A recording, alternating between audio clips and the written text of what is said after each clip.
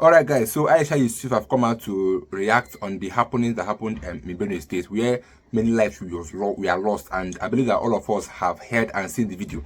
But the question is now, who are supporting these terrorists? Because the military men are constantly recruiting terrorists into their group. That's why somebody can boldly come out and threaten VDM and tell VDM that there will be more attack coming to Benue State, and the person did not even hide his face. His face was clear, and he posted on TikTok. Why can't the government or why can't the military track them down or track him down to arrest him to get other terrorists? This is a proof that these people are connected and they know what they are doing. Just take a listen at Aisha on Trust TV. Let me get your views on that. I'll be guys in a minute. We were quoted, was it yesterday or so, saying that the president and his team have failed in securing the lives of the people. You also advocate or rather call for, impeachment or so. Let me get your perspective. Some will say, with what we're seeing today in terms of insecurity is just a fraction of what we saw in the previous administrations. But then no one called for the head of the president to say the president should resign or should be impeached. Why now? Well, if you say no one called for, that's actually not factual. Okay. Because I remember, I think I've done interviews with you where you even yourself in the last administration had said, why was I calling for one thing or the other of the last president? So I don't think it's factual. People have called for. And when people say it's a fraction, it's because that fraction does not include them. If they were amongst the fraction that they're talking about, they wouldn't be saying this, what they're saying right now. They wouldn't even have the opportunity. Insecurity in the last few months has actually been increasing.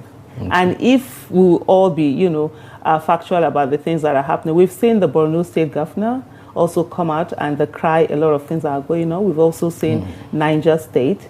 Currently, it's not just Benue that we have now. We had attacked in this week or in the last 72 hours, let me say, Enugu has been hit. Abia, it has also been hit. Literally, you look at the whole of Nigeria, there's no part of Nigeria there's no insecurity, and people are not, being killed in one way or the other. Relatively, some would say the Southwest, for instance, perhaps.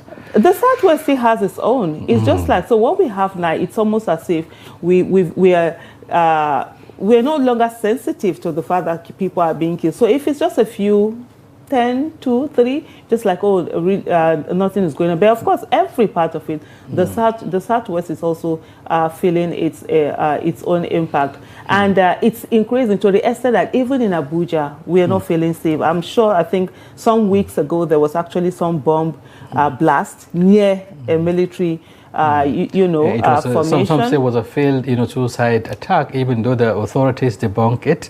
But the would-be bomber, was said to have been killed by the IEDs, he's trapped. So the thing is that people are like saying, the would-be bomber has been killed, and so how many other people are attempting to come in? The issue, first of all, that should concern every one of us is that how did they breach? How did they get to that extent? And I will tell you, in the history of Nigerian suicide bombers, we've never been able to identify even one. Are these people ghosts? In this day and era where literally something can be done to follow the identification of, so whether it would be DNA, would they be using their faces, their fingerprint? Has any of this thing ever been done to even say, can we track who these people are, and then be able to track within the last 24 hours for 48, 72, 1 week, 1 month of the incidents? Where were they? Who were they interacting with? How many of them are coming? Is this a lone person, or is there a group? Are there sleeper cells around Abuja? We just sit down and feel these things that, it has happened, it's gone.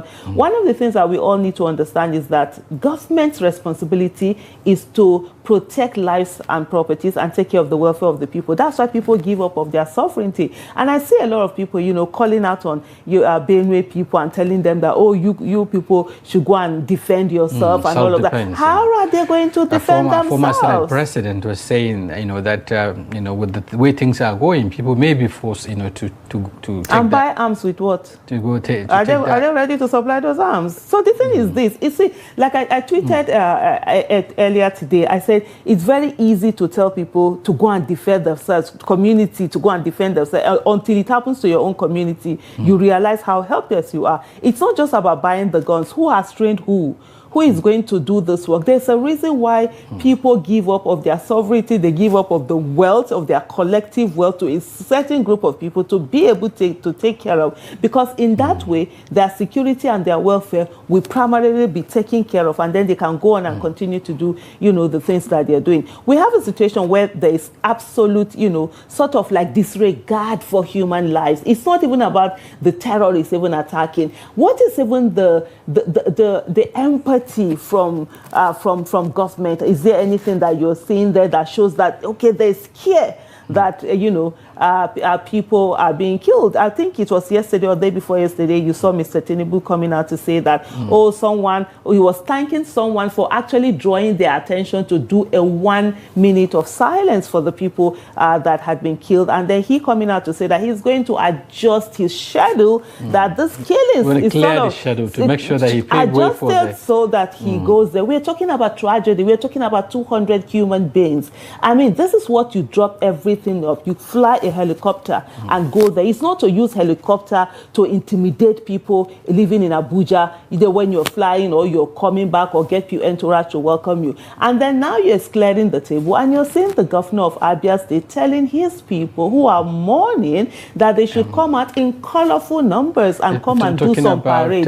Is that fair? That alone. Benue State, not Apologies. That's Benue State. So the governor of Benue State is now telling his people that they should come out and do colorful parade.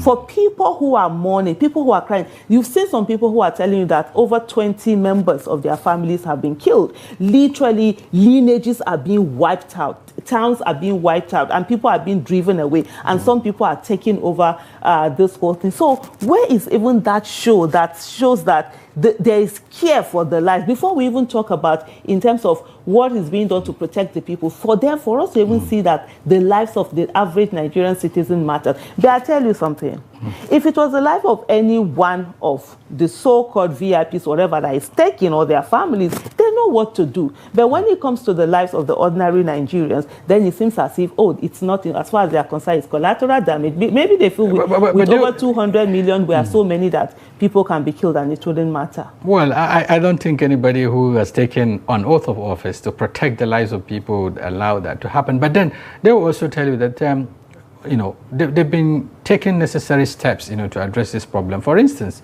just last week or so, within the week, the president had to direct, the military authority, the chief of army staff was relocated to Benue, and a couple of days, later, the IGP also, now the CDS, the chief of defense staff, actually all the apparatus of government in terms of security are in Benue. Shouldn't that signal or signpost some level of commitment or concerns over the killings? Have you ever heard of a motion without movement? Because that's what it means. So the thing is this. So we were so good at what I call just the optics. So at the end of the day, move this one here, move that one there. But in what way does it translate to action? First of all, let's even come back to me. We have seen a lot of our soldiers who are crying out and saying that things aren't the way they're supposed to be.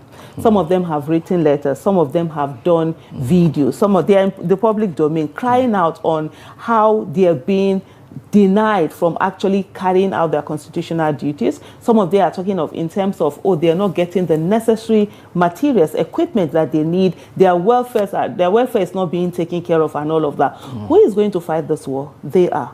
They're talking about they don't have the right arms. Have we checked to ensure that they are being taken care of? Because it's not the CDS or the chief of army staff or whatever it is flying in their fancy, a private jet, landing there, going into their fancy hotel, sitting down, sipping some martini or whatever it is they are sipping, and then they're just in, and they're telling us that, they've sent so and so. I say they are not on the field. Is on ground? Going to the what troubled is the areas? Intelligence? What is the intelligence? Let's even leave the military for now. Where is DSS?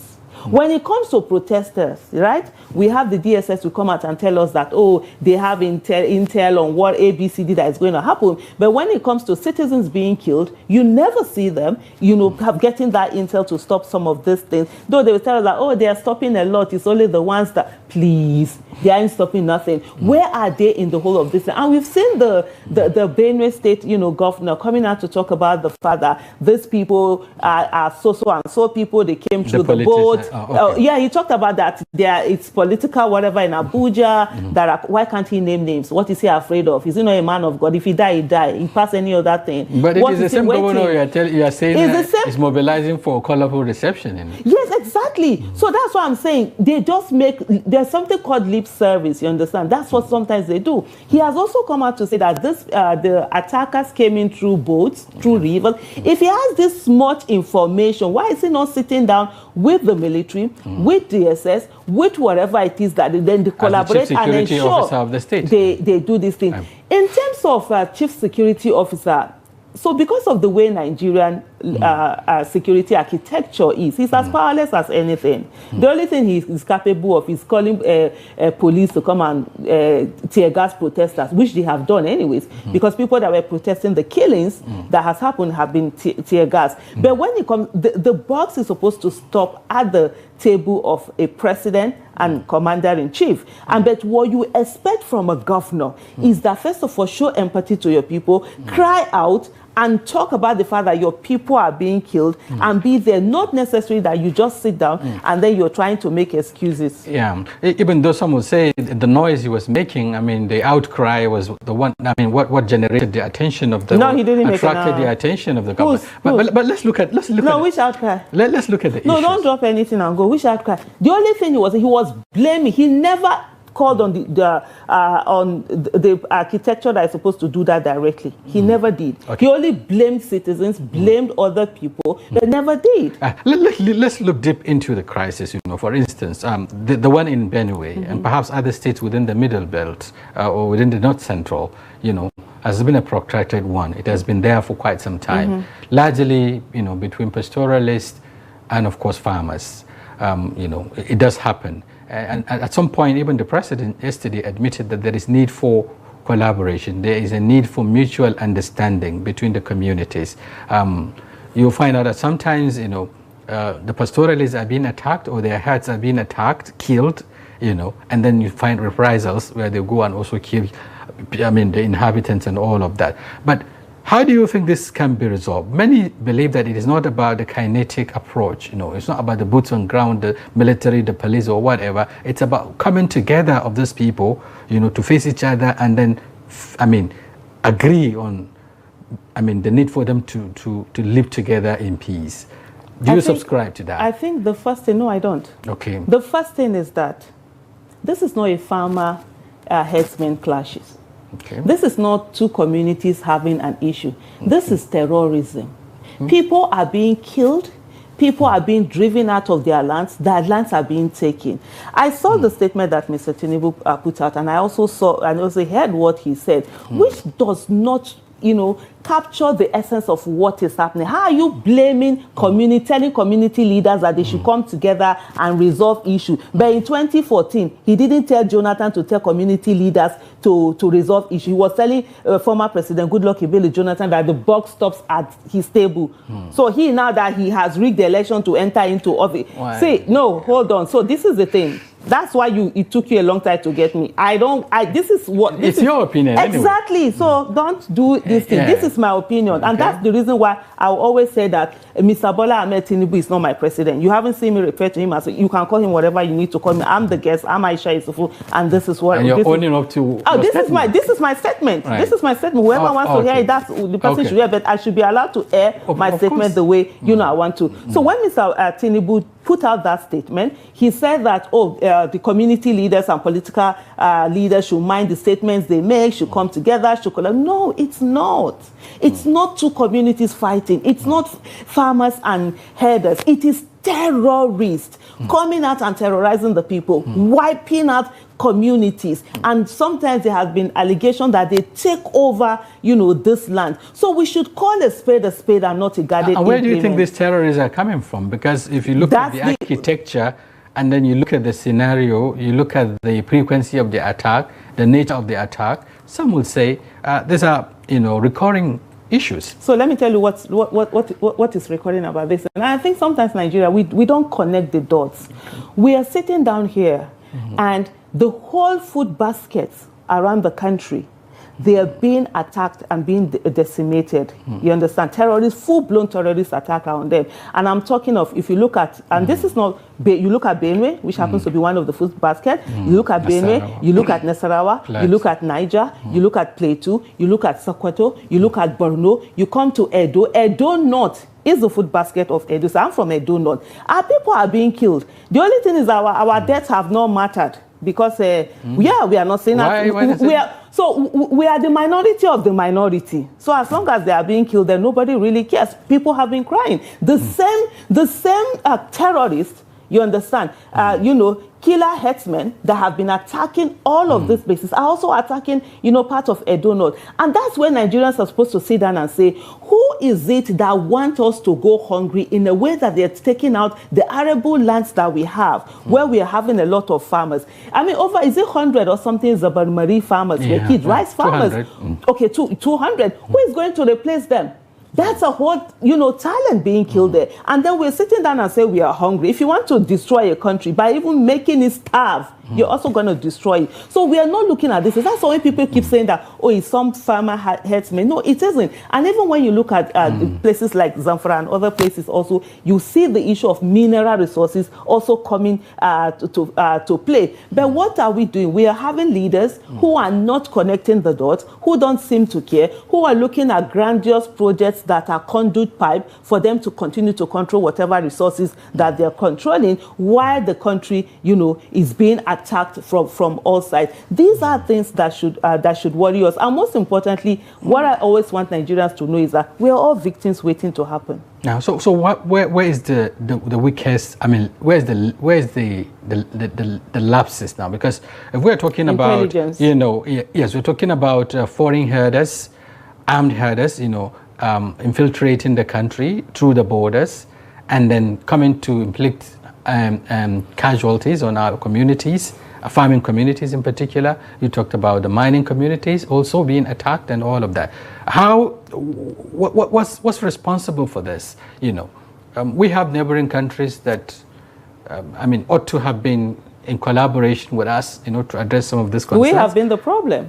Okay, we have been the problem. Yes, because they've always said it. We have been the ones that will not, you know, do our own part. We've been the ones that our military, there have been a lot of sabotages. We've been the one that, you know, when it comes to intelligence, we don't provide the intelligence even when they do their work. And let me tell you something. One of the things that the terrorists have found very good is that when they have terrorist attack in other places, the place that they run to escape is actually Nigeria. Remember the other time, I think it's the United States, they kidnapped some of their citizens in Niger Republic, and then they came into Nigeria. And it was when they came out and took out the terrorists and rescued their own, you know, citizens that we knew about it. So Nigeria has been the weakest link, even with the other neighboring countries that we have. And then the issue that you have to ask also is that who is profiteering from the insecurity? Because it seems as if there are certain group of people who don't want the insecurity to end, and for them it keeps going on. You're putting a budget anyhow, money, conduit pipe, and a whole lot of things, you know, are going on. Let's come even to intelligence. You cannot fight insecurity without intelligence. It's not the one that you just say, oh, conventional war and all of that. We have a failing, because when it comes to intelligence gathering, we are not doing enough. And then there's no that, you know, how do I put in a collaboration between civilians and security agencies. Why? You collaborate with security agencies, you give them information. Guess what is going to happen next? The terrorists are going to come exactly to you and tell you the same thing that you've reported to them. So there's no trust. Even the Zabarmari farmers, what happened to them? Was it not because they had also reported attack, that it was reprisal that they went on and they killed them in the gruesome manner that they did? Right. I was talking about lack of collaboration or lack of confidence on the part of the public. Even the CDS, just yesterday or so was talking about the fact that there is insider collaboration with those, killer herdsmen who are said to have attacked those communities because the information was actually given from within the communities. I mean, intelligence, looking at the nature of the attacks and what have you. But then, because we don't have much time, trying to juxtapose what is happening. We're just talking about insecurity alone. It is happening at the time Nigeria is also grappling with economic challenges. People are suffering, the hardship and what have you. But the government is also giving hope that things are getting better. Really? Things are, turning around. Are you hopeful? Looking at the indices, they tell you that, foreign reserve is increasing. Just yesterday, inflation is dropping, and quite a number of the indices are becoming more and more responsive to the.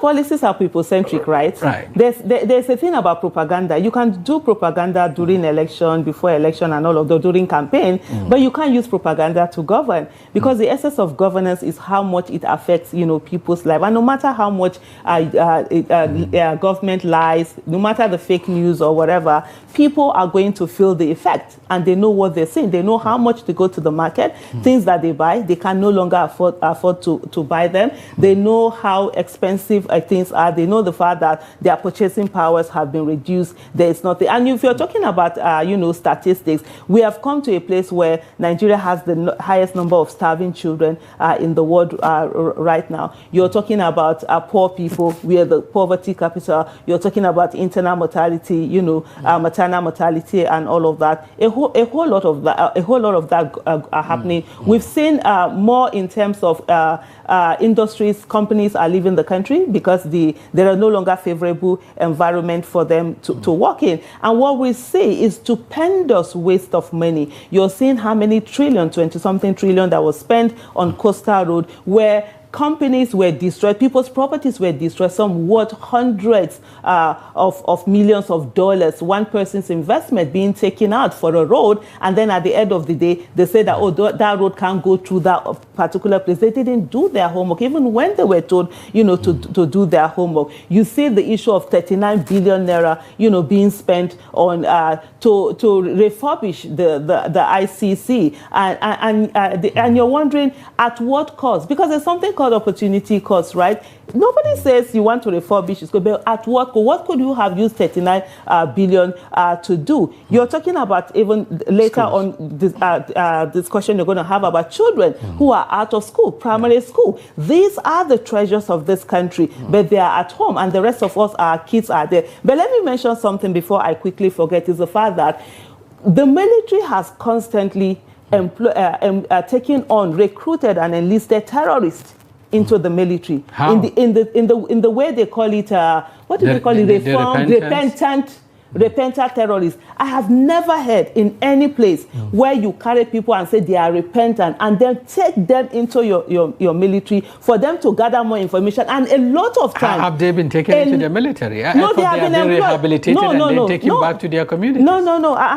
You are the journalist now. Go and check it out. They take them in. They call them repentant, Boko Haram repentant terrorists, and they are enlisted into the military, given everything, and they have access to information. And over time, even the military themselves have come to give the fact that some of them have gone back, and yet they are still enlisted. Who does that? Who carries someone who has killed you? You say, they repent. Why then do we have anybody in prison? Let's all open the prison door and let who will not repent? Everybody will be repentant now. But when you tell them out, but there is I'm questioning them. There is a mechanism of how the military does all of this. Which mechanism? The mechanism that is killing us. It's not only killing us; it's killing the military. In the last I think 2 months, have you seen the casualty we've had? Have you seen how many military personnel that we've lost? Those are human beings. It's affecting lives. We're talking about Borno. This is not politics. These are lives. You know what it is for someone to grow a human being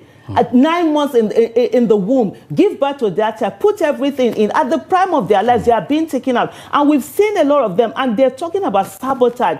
Look, let me tell you something. I've said this thing before, and I will say it again. There is a need for there to be an assessment of the military to even ensure, do we have the military that we say we have? Are they? Can we? Are there ghost militaries? Because sometimes the places they're supposed to be, someone is a look. When we have ghost workers, right? They take money from the system. But when we have ghost military, they not only take money, they also kill people's lives.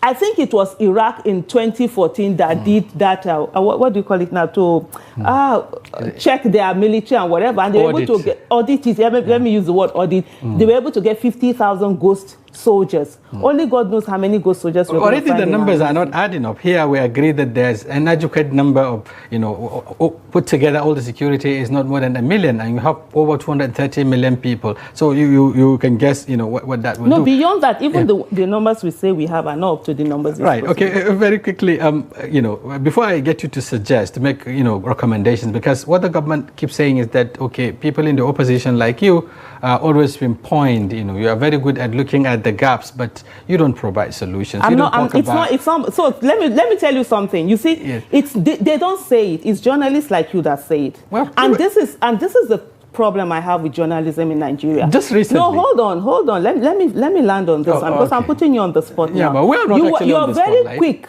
You don't need to respond. I will say you're very quick to ask opposition to give solution, to profile solution. All the solutions that are being profiled, nobody listens to them, right? But you never sit down with the people who are actually wasting, who have voted to profile solution, and ask them and grill them to profile solution. If we say that they are not listening, take for instance, just a very quick one. I know that your principal, Peter Obi, just recently, was call out the president and did mention that, it is not ideal for the president to sit while people are being killed in Benue. He needs to be there himself. And then a couple of hours later, he shaped all his plans to go to Kanu. Yeah, so isn't that also being responsive? So the issues about fight corruption, stop the wasteful spending. 21 trillion is not supposed to be used on a road when we have a lot of internal roads that are bad, that actually connect. Mokwa Bridge just went down, that connects that one. The fact that all of that shouldn't,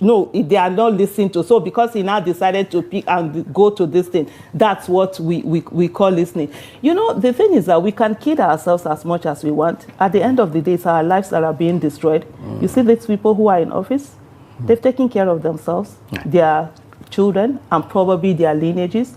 The other ones, and they're so far away. If Nigeria goes down today, they're going to jump on their private jets and leave the country. But you and I are going to be stuck here. And we're going to stuck here with those children who are outside, for example, who have spent over 2 months at home, and a whole lot of them who have not been given opportunity are the ones that will come at us. So we can put the words as much as we want to, but at the end of the day, the failure that we are seeing today is going to affect every one of us. But here we are at a crossroad. We talk about the security issues, we talk about the economic issues, but both sides, both the government and the opposition seems to be neck deep into politicking, 2027. That's what's on the table. Opposition is galvanizing, coming up together to come up with an alliance or coalition, as they call it. The government is busy pushing for, defections into its own fold and, endorsements and all of that.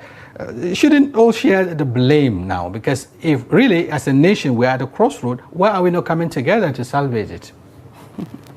If you don't do your job well, will anybody blame me? This interview we are doing, if you don't do it well, will I be blamed as your guest? I wouldn't, because you are the one with the responsibility to make this work. So why are you bringing opposition into governance? Nation building is not just for... No, hold on. Nation, we are talking about governance. Nation building is part of them right from day one, that their election had been rigged and taken away from them, that they begin to prepare for 2027 election. You have someone where there is failure, hasn't done anything. They are already preparing. They are no longer governing you. They are preparing for 2027 election. And you're talking about nation building. You are bringing opposition into it. Can't you call out those who are destroying the lives of the people? Opposition have its own. Opposition's business is to politic. You understand? And opposition has, when they bring Isn't out that the also things, a distraction? Because how is it a distraction? Or they should go home and sleep and hide? How is it a distraction? We all know that it is not yet time for this. Why is it not yet time? So by the time we begin to talk about, chasing the government out, grabbing power, you're also distracting the government in power. Really? If Nigeria was really a democracy, the people who are in office today, Mr. Tinubu would have been impeached.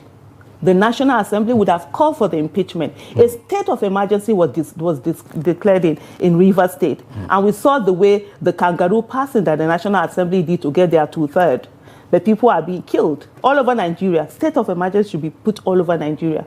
You understand? Mr. Tinubu should have been impeached all this while. And if you're talking about distraction, that, oh, what people are doing is going to distract the people who decided to rig office and go in there right now, then By they had no estimation. business. They had no business. It's Aisha that is speaking. You are the one that is speaking, so definitely it's my estimation. So they have no business being in office. Why do you make them look as if they are infants who don't know what they're supposed to do? Why do you make all the excuses for them, but you're ready to hold opposition accountable? Nigerians are ready to hold citizens who owe them nothing accountable. Meanwhile, the ones that have taken Nigeria's money, wasting it. When Mr. Tinubu wanted to buy that big car, what did they call it? Is it Escalade? What did they call it? He didn't ask you he didn't ask whether you can afford the small Toyota me and you used to afford before. We can no longer afford it. When he wanted to spend money to buy, is it yacht? Is it private? Is it presidential jet? He didn't think about you. You are the one not making excuses for him. Even in spite of our suffering, citizens are making excuses for them. They didn't think about all of this. And when they're spending money, now it's INEC office they're going to build. Meanwhile, do you know how many primary health care centers don't have what they're supposed to have? How many schools, how many children how many out of school children that we have that money could be used for? They're building houses for judiciary, for judges and all of that. And then we sit down and we're making excuses for them. If they are being distracted, then they don't have any business in office. Okay, I wish we could go on, but we have to, call for, put it an end to it at this point, while we take on the next conversation. Thank you very much, Aisha Yesufu, for talking to us on Daily Politics. We do hope we have you some other time to discuss more on this. Thank you so much. But before I go, let me just quickly say that, unfortunately for us, that access to good quality education is now dependent on the economic status of one's family. So if you are born into a family that is poor, you don't have access to good quality education. And I think for me, that's the greatest injustice in Nigeria. We cannot have a Nigeria where we are being told that, oh, people should celebrate humongous projects that are being built, but our children that should be in school learning, they've been at home and nobody seems to care. Thank you for having me.